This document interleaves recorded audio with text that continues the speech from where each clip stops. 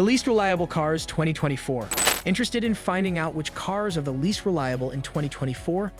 This video shows the cars that haven't lived up to expectations when it comes to dependability and durability. Which types should you avoid because they aren't reliable, and what makes them dependable? Stay tuned as we reveal the shocking results and look into why these cars aren't as reliable as others on the market. Cupra Formentor. Rating for dependability of 82.4%. According to the findings of the dependability evaluation that was conducted this year, the sporty offshoot brand of Seat, which is known as Cupra, came in last position. The Cupra Formentor, which is the brand's sporty family SUV, and the Cupra Born, which is an electric car, were the only two models of the Cupra that were featured in our poll. In the end, it was determined that the Formentor was the more difficult of the two. The survey found that moreover half of the respondents who owned a Formentor had experienced a problem with their vehicle, whereas only 18% of the respondents who owned a Born had experienced such a problem. To make matters even better, the vast majority of Cupras would still be able to be driven, and all of the repairs would be finished within the parameters of the guarantee. The Alfa Romeo Giulia. Rating for dependability of 85.6%. The results for Alfa Romeo were even more varied. The Alfa Romeo Stelvio obtained a decent overall dependability rating of 95.8%, whilst the Giulia only managed to reach 77.3%, which is one of the lowest scores in the executive car class.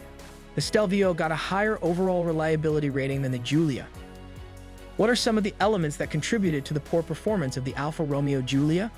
On the other hand, over 44% of owners reported experiencing issues with their vehicles, and 30% of those owners were required to wait for their vehicle to be fixed for a period of time that exceeded 1 week.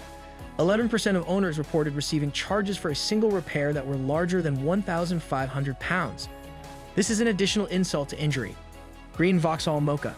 Rating for dependability of 86.9%. This year, Vauxhall finished just a hair ahead of its Italian sister brand, despite the fact that a considerable number of owners suffered significant problems related with the high repair costs and significant defects. Based on the findings of the survey, the Vauxhall Mocha Electric was found to be electric SUV with the lowest potential for reliability. It had a dependability rating of 60.6%, which placed it in the position of being the worst offender among the electric SUVs that were tested. One owner did, in fact, let us know that their Mocha Electric needed repairs that were around 8,500 pounds in value just 2 days after they had previously purchased it. Thankfully, Vauxhall was the one to pay for that particular sum. However, 10% of owners claimed that they had been charged more than 1,500 pounds for a single repair. Jaguar I-Paces. Rating for dependability of 87.4%. It would be very appreciated if you could tell me what Jaguar and Vauxhall have in common. In terms of reliability, the Jaguar I-Pace, which is also an electric SUV, is the vehicle that has the lowest rating. In spite of the fact that it performed substantially better than the Mocha Electric, 42% of the I-Paces that were owned by respondents had problems with a range of components. These problems included electrical systems, bodywork, and interior trim. In contrast, the Jaguar XJ, which was manufactured between the years 2010 and 2019, was awarded a high overall rating of 95.8%. which placed it in the position of being the second most reliable luxury automotive manufacturer.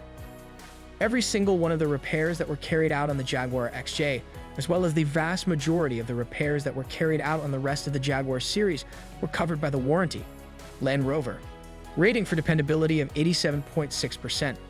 It should not come as much of a surprise that Land Rover and Jaguar have done so similarly in this year's dependability report, given the length of time that they have been owned by the same parent organization.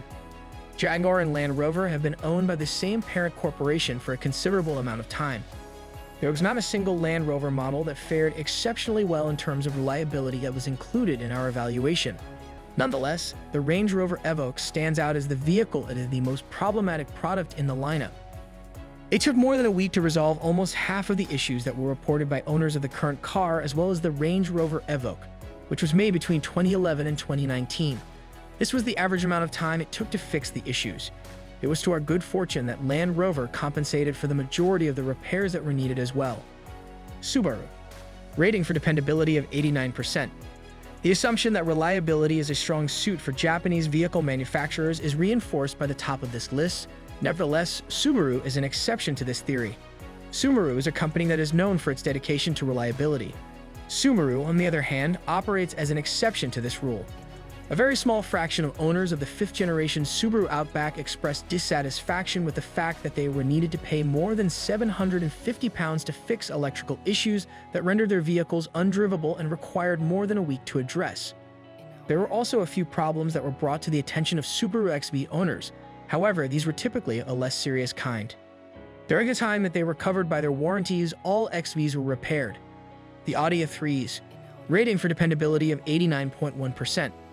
As of this year's poll, Audi has only surpassed Subaru in terms of dependability, despite the fact that the level of dependability that you can anticipate from your Audi is largely dependent on the model.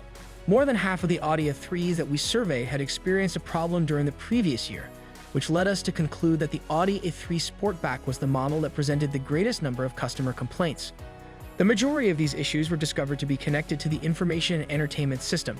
The Audi TT, on the other hand, performed remarkably well. It was given a reliability rating of 98.4%, which placed it at the top of our list of the sports cars that are the most reliable. Unfortunately, it is no longer feasible to purchase a brand new Audi TT. Nevertheless, if you are interested in owning one, there is a large number of used Audi TTs that are available for purchase.